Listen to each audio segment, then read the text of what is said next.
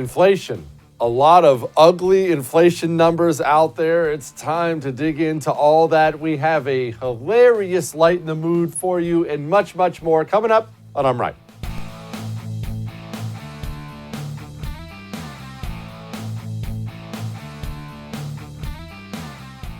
Cause and effect.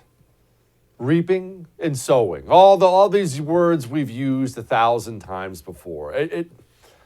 When I look at the state of America right now, because we're about to talk about inflation and the economy and everything else, I can't help but wonder how many Americans understand what is coming. Everyone understands where we are. How many understand why we're here and where we're going from here? So I thought it would be appropriate, before we start getting into inflation and the numbers and what the White House is saying and all that, I thought it would be appropriate to once again talk about how we got here. I know it hurts, and we're not doing this to point fingers at anybody. We're doing this because if we don't take an honest analysis, we don't have an honest analysis of why we are currently going through pain, then we're not going to know to do better the next time. It's not complicated why gas is up 50%. It's not complicated why eggs, steak, chicken, just endless things in your life.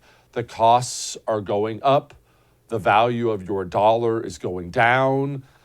People can act as if these issues are really, really complicated. It's very complex. You see, we have this number here and that number. It's very complex. You don't understand. Electricity has to go through the megahertz. It's not complicated at all. At all. We are a nation, the United States of America. Nations, even tiny tribes do, but nations have economies. The economy, now what is it though? The economy sounds so big and vast and complicated, but it's really not. You're the economy. What do you do for a living? What do you do for a living? You wake up, kiddos, wife, husband, kids, whatever you got, car, you go to work. You, in your off time, you go buy food, you spend money, you go to the movies, you pay your car payment. You are the economy. The economy is 330 million Americans going out there, being productive, producing something, and then taking the fruits of their labor and spending it as they see fit. And that creates an economy. And it's complex, isn't it? There's a $20 trillion economy. How many different billions of little moving parts are there? It's so vast, nobody could really understand it. But we do understand this. It must remain in motion. The economy must keep going at all times. We did something here that is not normal. I don't care how long you scream at me about it. I know history. I understand nations even today, all of them, they have pandemic plans. You don't stop your economy when a new virus hits your shores. But we did. We decided, unbelievably so, we decided to do what China was doing. Us, the land of the free, home of the brave, the country where government's supposed to be small and limited. We got a new virus, and instead of coming up with an American solution, we used the Chinese one. Everyone go home. Your business isn't essential. Shut down. Put something on your face. You're not even allowed in here. Put something on your face. Stand 6 feet away from everybody. Idiotic. Lunacy. And so that economy that was supposed to keep moving, we just stopped it. And it stopped moving. And then we started noticing things were going wrong. People didn't have money to pay bills. Businesses weren't running properly. All of a sudden, because we stopped it, really messed everything up. It's like we took all the lubrication out of the engine. We're just burning the thing up. We're wrecking it. So what did we do? Did we then, at that point in time, as soon as we saw all the carnage, the unemployment, the bills not getting paid, did we then say, oh, okay, but this is a bad idea. Start the economy again? No, we didn't. No, we didn't. We walked over to that gigantic money printing machine and we just said, beep, and we just started printing trillions and trillions with a T, trillions of dollars. And then we had idiot politicians and bureaucrats picking up big wads of them and just chucking it at that economy. I know you can't move right now. Just here's some money. Here's some stimulus checks and money and free money here. Oh, you're out? Don't worry. Beep. We'll just press the printing machine again. Fire off some more money. And now, well, let's not get to now. At the time, remember, this wasn't even a partisan thing. Tons of this took place under Donald Trump. And I was screaming about it. There were a few of us, not many. There were a few of us screaming about saying, are you out of your mind? Do you have any idea the inflation that's going to come? You can't stop an economy and print money. You shouldn't ever do either one of those things. If you do both of those things, what? No one listened. No one listened. Everyone wanted the bills to keep coming. The bills through Congress to keep coming. Just keep sending me stimulus checks. Keep printing money. Just let me stay home and watch Netflix and make it not hurt. The bill comes too. And I'm sorry. Pull up the graph again, Mr. Producer. Gas up 50%. Used cars up 26%. Hotels up 25%. Fresh fish up 11%. Eggs are up 12%. Computers up 8.4%, electricity up 6.5%, shoes up 5.2%, sporting goods up 8%.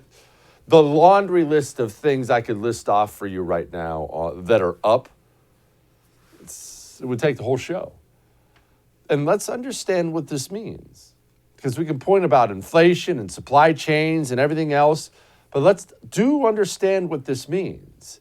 It means you and we're both poorer. What is poverty? What is wealth? Wealth is being able to afford the things you want. When you reach some level of poverty or get poorer, it means you all of a sudden can't afford the things you want. Look, we all have different degrees of it too. There are people out there right now, they're not able to buy all the groceries they normally buy, and their family isn't going to get as many calories in their bellies. There are other people out there, and this stuff matters too. They're booking vacations right now, and you saw those hotels are up, right? Hotels were up 25%, I believe the number was. They're booking vacations right now, and instead of going to this little beach town who could use the money for 7 days, let's do 4 days, honey. That's all we can afford this year. Each and every American, 330 million of them making these decisions now. We are all poorer. Joy Ann Reid says it's Republicans' fault. So Republicans want you to believe the economy isn't doing well. That's terrible. But in reality, unemployment is at its lowest point since before the pandemic began. Prices are higher, which is never good. But Americans are also spending a record amount of money that was pent up during the pandemic, which Economics 101 will tell you drives prices up, aka inflation. And that conflict between how much we want to spend and what we can get into our hands quickly is contributing to how pessimistic many Americans feel about the economy. Consumer confidence is at its lowest level in a decade, according to a University of Michigan survey. Don't you love how they're spinning it? Well, no, it's not that the prices are up, or it's not because we blew a bunch of money or the lockdowns. Really, what it is you have so much money. You see, you think inflation's up because you have so much money, and then you're trying to spend so much. Really, it's complicated. You can't afford everything you usually buy because the economy's going so well. Oh, you're going to be seeing a lot of that. You're going to be seeing a lot of it. I love this New York Times journalist. Quote, all the stuff you see about inflation in the news is driven by rich people flipping their blank. Yes, it's certainly the rich people. Let me tell you something about rich people. As you know, I come from a bit of a blue-collar background, to put it mildly. I know a bunch of poor people. I know a bunch of rich people now. My poor friends, they're making gigantic buying decisions because they can't afford the things they normally bought. All my rich friends, they're off to Barbados for Christmas. Rich people don't care about inflation. Oh, they don't love it, but they don't care. You could jack up steak 25% on them. It's not going to bother them. Increase my hotel prices. I'm still going to stay. Not mine, but theirs. These people don't care. They don't care. And no one in charge right now seems interested in actually solving the problem. Wrap your mind around this. A former Obama economic advisor is flat out saying at this point in time, how could an administration loaded with savvy political and economic hands have gotten this critical issue so wrong? Well, listen, it's not difficult to figure out how they got it so wrong. They may be savvy politically. They're not savvy economically. And while Obama was hugely damaging to this country because he hated this country, even Barack Obama and his administration aren't what we're seeing now. What we're seeing now is much, much, much worse. What we're seeing now is essentially like handing a group of toddlers a bunch of razor blades and having them go run around. What am I talking about? Well, Joe Biden is a half-functional adult. Everybody knows that. He's not in control. He's not in charge. So who's actually in charge? It's all the America-hating radical nut jobs who are surrounding Joe Biden. I told you I was going to talk about where this is going, and let's have a chat. It's not where inflation is, and where it is isn't great. I'm not going to pretend like it is. It's where it's going. This doesn't get better from here. They just passed a massive bill. They're working on passing another one. These bills are not paid for, which means we're either going to print more money or we're going to suck more money out of the private sector through taxation. Every single thing we're doing right now is almost like it's geared intentionally towards destroying this economy. You want to know how all these people with all this savvy could mess this up so bad? They're not messing it up. They're not trying to fix it.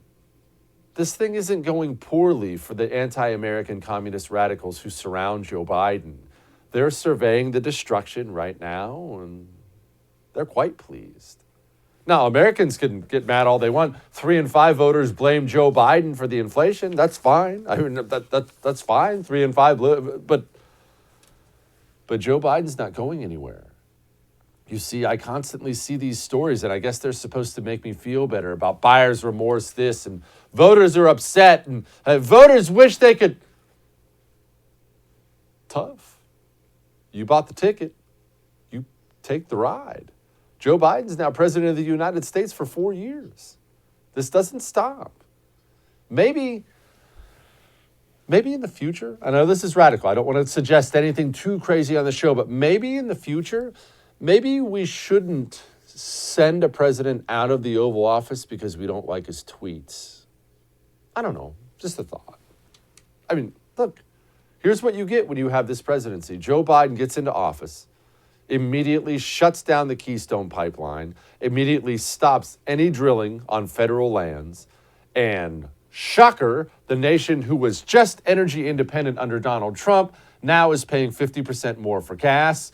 What's Joe Biden doing about it? Is he going to open up that Keystone Pipeline? Is he going to open up the drilling on federal lands? Well, no, don't be ridiculous. He simply directed the FTC, the Federal Trade Commission, to look into those oil companies. Let's see if they're price gouging. And look, don't take it from me. Take it from his own energy secretary. I enjoyed this. Gasoline, gasoline, you're driving me insane. Gasoline, gasoline, the world's aflame. Gasoline, gasoline, I found someone new. Someone better than you. Look, they don't like gasoline. They campaign against gasoline. They get elected, whether it's Jennifer Granholm, AOC, anyone else, they get elected and they promptly launch a war on gasoline. You're paying more at the pump because these people believe you should not only be paying more at the pump, they believe your entire way of life is a poison on the earth and they're attacking it with the vigor of a religious fanatic. That's what we have now. And I'm sorry that got a little dark because how we got there sucks. Where we're at right now sucks, and where we're going definitely sucks. But it's not my job to make you feel better. It's my job to tell you how it is. All that may have made you uncomfortable, but I'm right. Now, speaking of AOC, we're going to talk about her a little bit more, but let's talk for a second about Northwest Retention Systems. I talked to you a lot about their holsters because holsters save lives and cost lives. That holster fails you at the wrong time, you're dead. So, yes, go to Northwest Retention Systems, get a custom-made holster for your weapon, custom-made right here in America. But understand, all their gear comes with that same level of quality. It's not just a Scout chest holster or something for your waistband. They have a belt. It's all I wear. Their belt is incredible. They have a sling, and I love this about Northwest Retention System stuff. It's not complicated. Complicated gets people killed. Simple, easy to use, 2-point sling. Go to nwretention.com right now. nwretention.com. Use the promo code Jesse. It's going to get you 10% off, and you're going to need that 10% because you're probably going to go crazy there. I sure do. nwretention.com, promo code Jesse. We'll be back.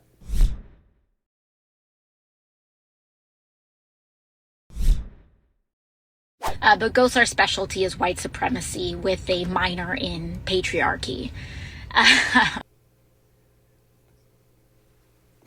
I'm sorry. I'm sorry. I find it hilarious whenever the communists pull that out now. And I understand that intimidates a lot of Republicans still. Oh, white supremacy. Oh, they called me a Nazi. They said a patriarchy. I'm so scared. I think it is hysterical. So in case you're wondering what all that dust-up was about, Paul Gosar played some cartoon, some Japanese anime, I don't even know how you say it, cartoon about AOC was a cartoon character and got attacked by him or something dumb. And so yesterday, Paul Gosar gets censured by Congress. Censured is just a way of slapping him on the wrist. They took away his committee assignments, but it's not like they're fining the guy or he's kicked out of Congress or something like that. So how should you feel about any of this? Well, you shouldn't feel anything about it at all, except it should wake you up to once again demand your Republicans do a lot more the next time they take power. You see, there have been a lot of really, really out of line, insane things said by people like AOC, Maxine Waters, Cori Bush, all of them, Nancy Pelosi herself. You know, calling someone a Nazi or white supremacist used to actually be a pretty big deal. Those are some ugly things to call someone. They just toss those words around now like they're nothing. What does that mean? It means you should demand of your congressman that when they take power, they're going to censure 25 Democrats on the first day. Yes, that's how the game must be played now. Jesse, we got to be better than them. Stop, loser. That's the reason we lost this country. Being better than them for 100 years is the reason a radical, America-hating communist minority has managed to take every single cultural institution over in this country. We were better than them our way right out of power, and now our very way of life is under attack. Enough with that loser talk. I'm not comfortable. I know you're not comfortable. Honestly, when I talk about these things sometimes, I'm not comfortable. But we've had this talk before, you and me. If we want to win, we're in a battle right now for the future of this country. And the people we're fighting against, they don't want a different America. They want to destroy America. They believe this is an evil place that needs to be destroyed. We better win. If you want to win, you're going to have to do things and encourage things that make you uncomfortable. You're going to have to be even more vicious and ruthless than they are. Are you ready for that?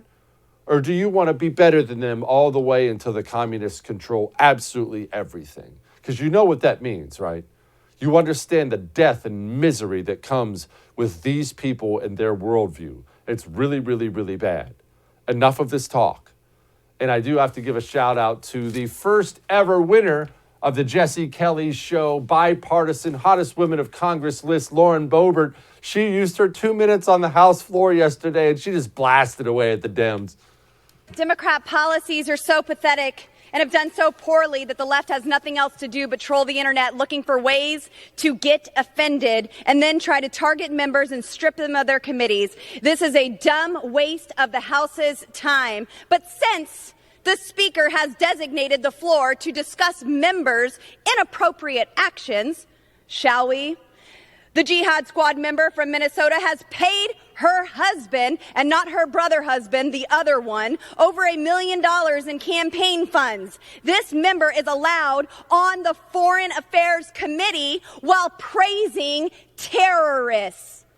A Democrat chairwoman incited further violence in the streets outside of a courthouse. And then the cherry on top, my colleague and 3-month presidential candidate from California, who is on the Intelligence Committee, slept with Fang Fang, a Chinese spy. Let me say that again. A member of Congress who receives classified briefings was sleeping with the enemy. This is unacceptable, and this would never be. Time's expired. Gentleman from Florida. Madam. That make you uncomfortable? Don't care. That's how the game has to be played now. They're playing to win. We're playing to look nice. Who do you think's going to win in that situation? Let us go forth and conquer. We got Will Chamberlain coming up next. He's going to react to that and much more. But let's talk about insurance. Your insurance. I know. And I know, having done this several times in my life, how frustrating it can be and confusing it can be. You're going to this website and that website. You're on hold with this. Let me make it easy for you. OneShare Health makes it easy. It's a faith-based group with incredible options, incredible rates. And we're talking vision, dental, the works, anything you want. 24/7 telemedicine. They have it all at OneShare Health. And this might be the best part. Right now, if you go to my.onesharehealth.com/Kelly and you sign up with the promo code Jesse Kelly, they give 5% every single month of your monthly contribution to our veterans at the PTSD Foundation of America and Camp Hope, our veterans struggling to get back on their feet. Not only do you get great insurance, great options at great rates, you get comfort in the knowledge you're giving back to our vets every month. my.onesharehealth.com/Kelly, promo code Jesse Kelly. We'll be back.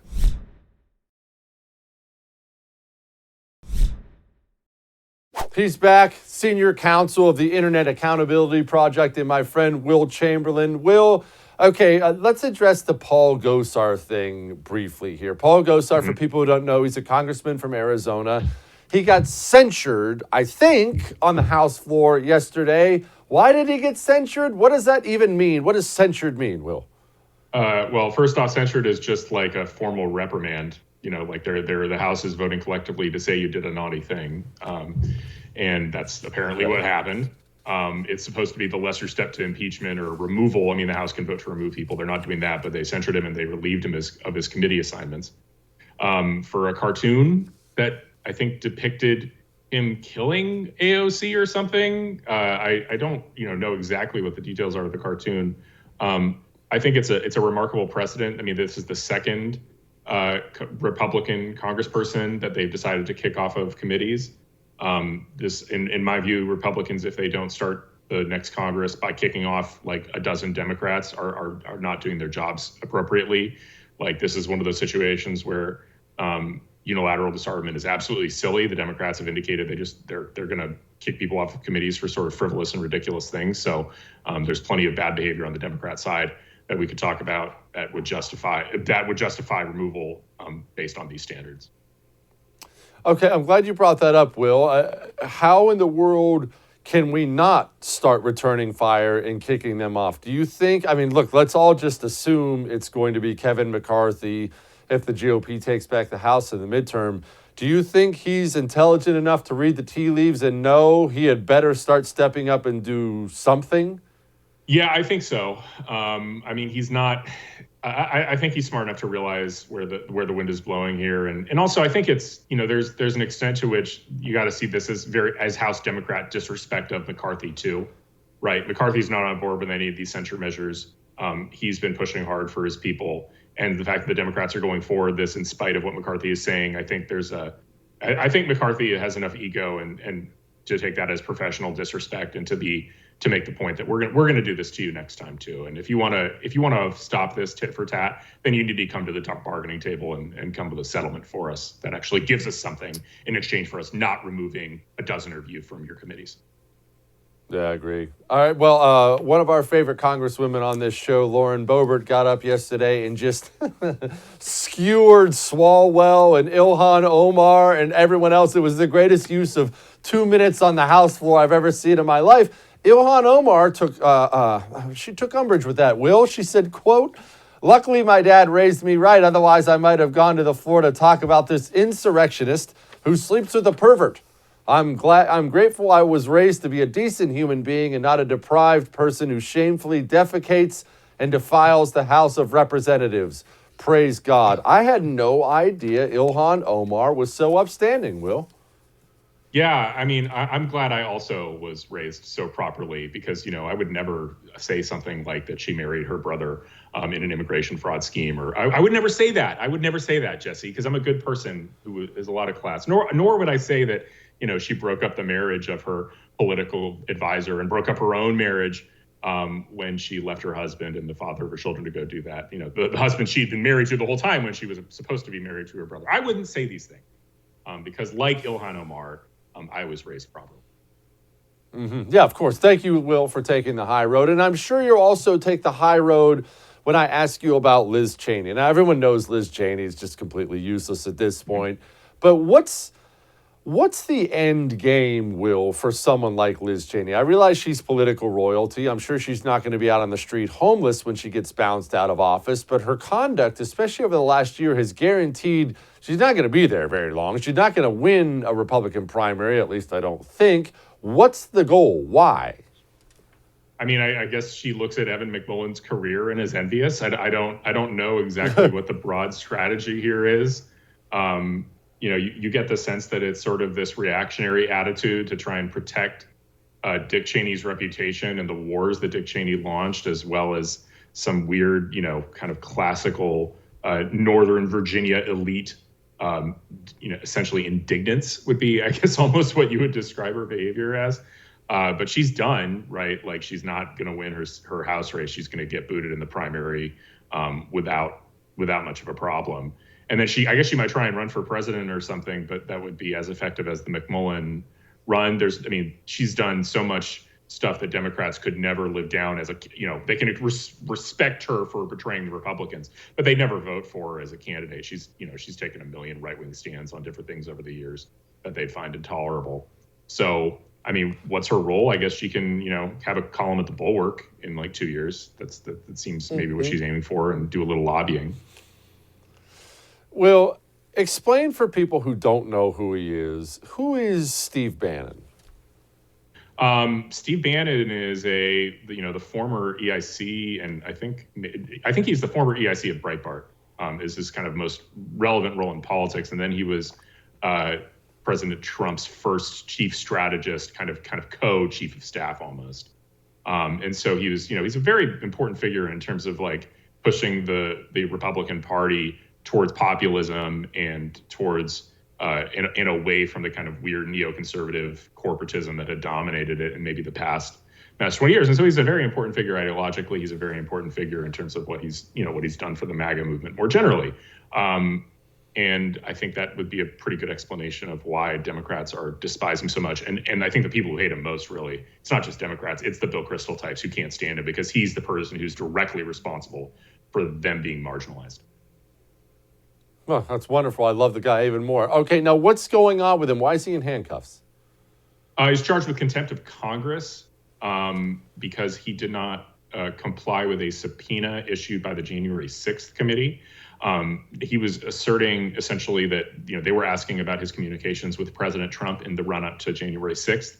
He said, well, those are, President Trump has said those are protected by executive privilege until those claims are resolved in a court of law. I'm not going to get in the way of that.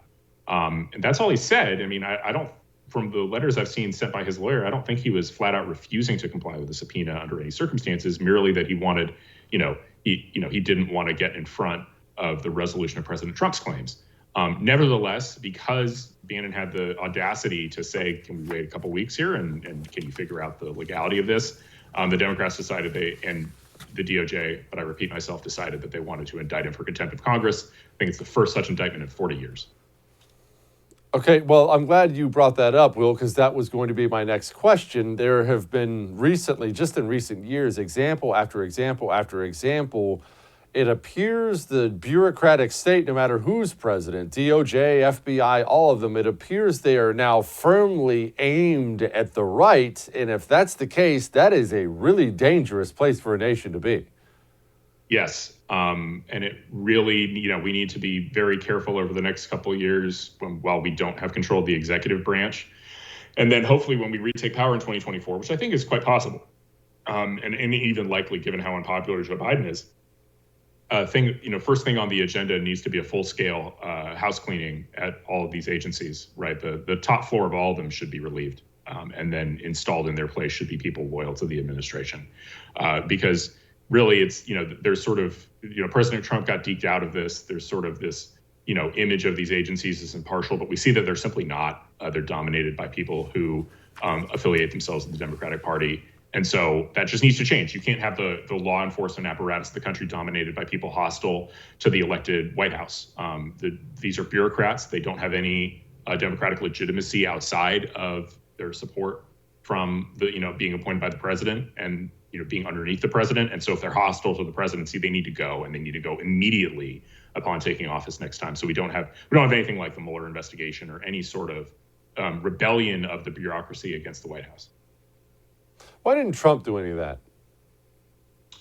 I think Trump tried to do a couple things and got a little scared. Basically, I think when he fired James Comey, he actually had a legitimate good reason to do it, which is what his own team had come up with, which was that Comey had actually mishandled the Hillary Clinton investigation. But then Trump gave an interview pretty immediately after that, contradicting his own stated reasons for the firing, saying that it was to protect himself from the Russia investigation. And I think the flack he got for that ending in the Mueller investigation sort of made him very reticent to sort of press the buttons that he had available to him with regard to DOJ and FBI. And so he just kind of became he was, sort of okay, I'll let the thing go on autopilot, which I think is a bad mistake. One of the reasons I really do want a lawyer in charge next time is I don't think we're in a bipartisan world where the important thing is to negotiate deals with the other side. I think we're in adversarial world where you basically need to say that the president is going to be adversarial to the bureaucracy and the Democrats, and he needs to understand all the tools available to him, all the levers of power, and how to use them. And a lawyer is or at least someone who went to law school is going to be in a better position to understand that. Amen. How about Will Chamberlain? All right, Will, thank you so much. I appreciate you, brother. Absolutely. Thanks for having me. All right. Cesar Ibarra joins us next, but first, before we get to that, debt. Do you have any? Have you piled up a lot? You're not going to get any judgment out of me. I've been there. I know how it works. Credit card debts, in-store debts, home, auto, whatever the case may be. Life comes at you sometimes. Sometimes you screw it up. Sometimes it's not your fault, but eventually you're looking at the bills and you're buried in debt. If you owe $10,000 or more, I don't care how much that number is, and I don't care how you got there. Total Financial Freedom has seen it all before, and they can help you. Make one phone call for me, and they can help you. You don't have to just accept it. You don't have to throw your hands up and give up. Make one phone call for me, 877-332-8291. Tell them Jesse told you to call. They will take care of you. 877-332-8291. Total Financial Freedom. Call them today. We'll be back.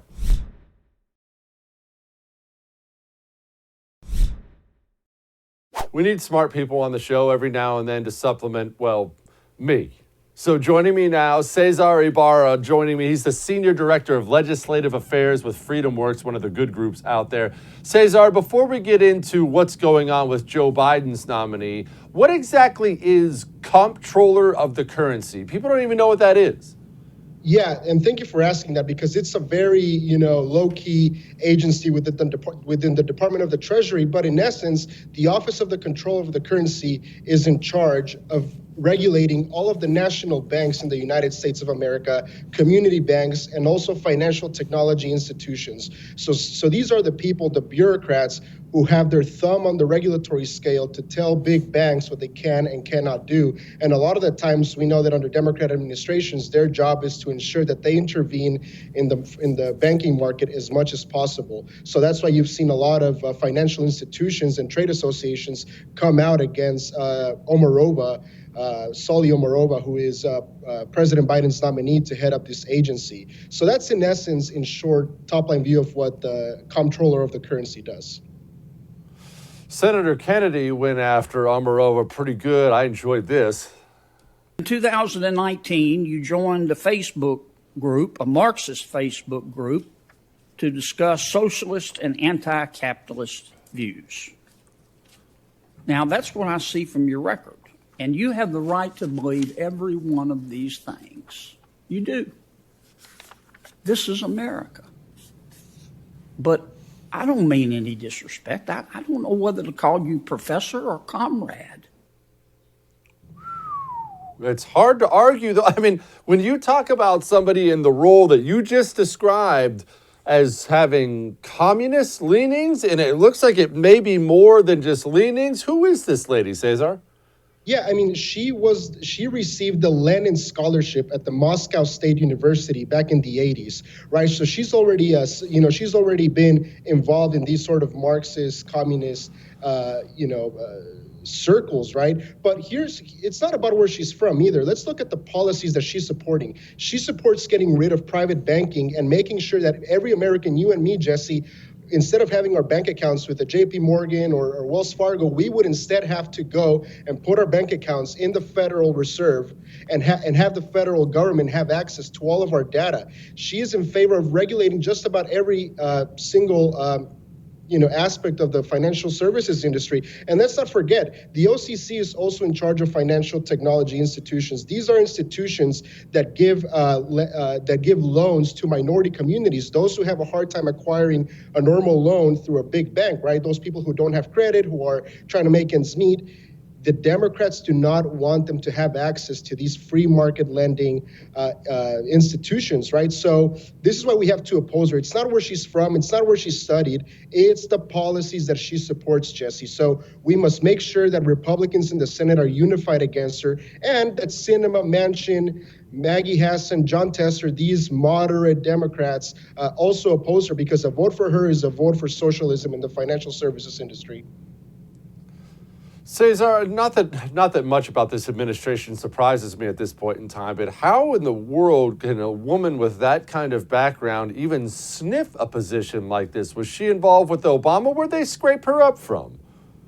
Well, this is how you know, this is Elizabeth Warren's dream come true, right? Elizabeth Warren has been in favor of breaking up the big banks and imposing a central banking system in the country. And, Joe Biden campaigned on being a moderate president, but we know since day one, he's been exactly the opposite of that. And I think this nominee reflects where his administration is going, and that is into central command and control of just about every single aspect of our economy. So where do they pick her up from? Ask Elizabeth Warren, ask AOC, ask the Squad. These are the folks who want to rip apart everything we love about our economy. All right, Cesar, let's move on to something that I hope will be happy. I don't know. Let's make a gigantic assumption that the GOP takes back the House in the midterms. Can they do anything? Well, here's what we need to do, right? Kevin McCarthy and leadership, they just want to get back the majority, and I don't blame them for that. But what does that mean?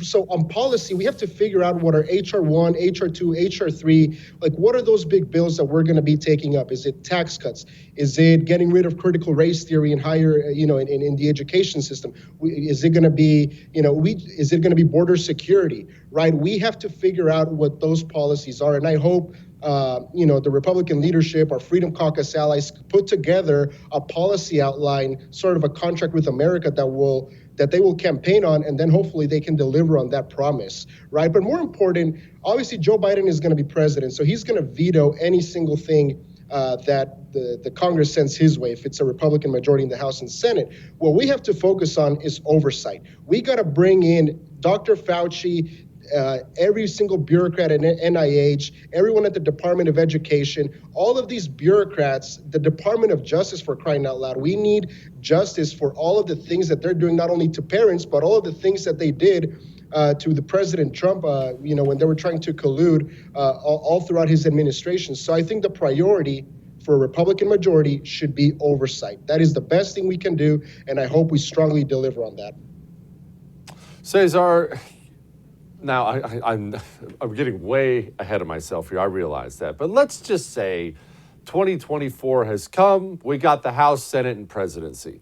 I am absurdly passionate right now about cleaning out the bureaucracy, things you just mentioned. Can we do it?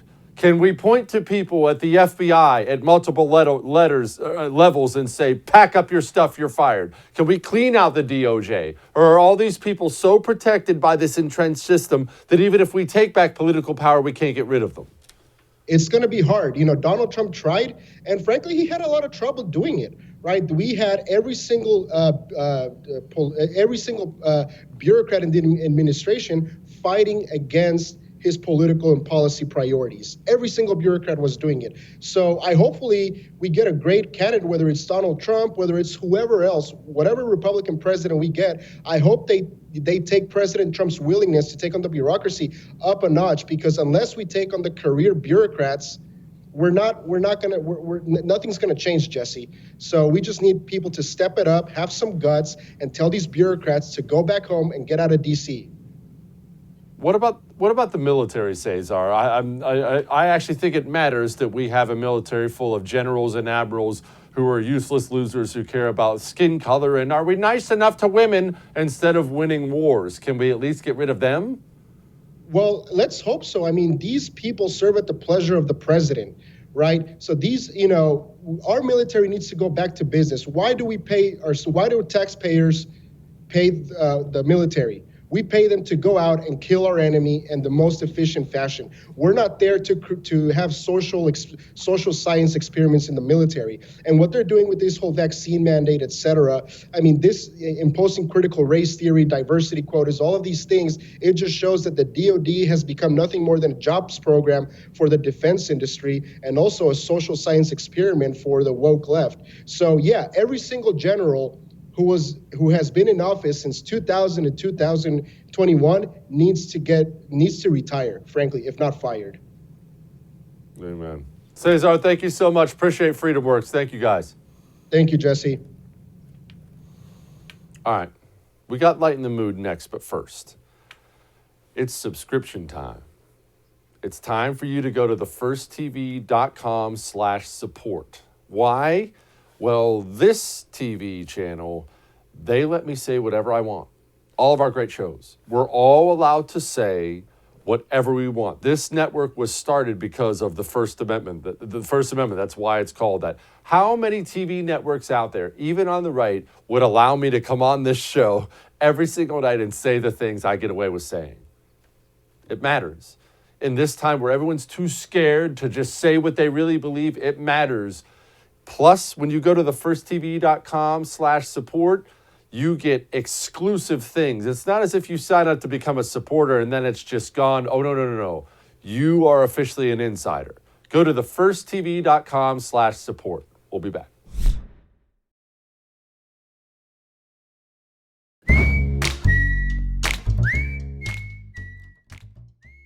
All right, it's time to lighten the mood. And I don't want to get serious here, I don't.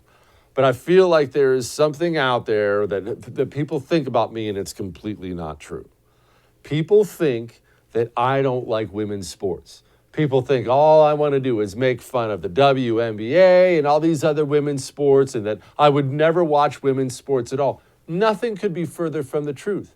Every now and then I come across a highlight video, and I'll tell you, to me, when I look at videos like this, I say to myself, man, now that's women's sports.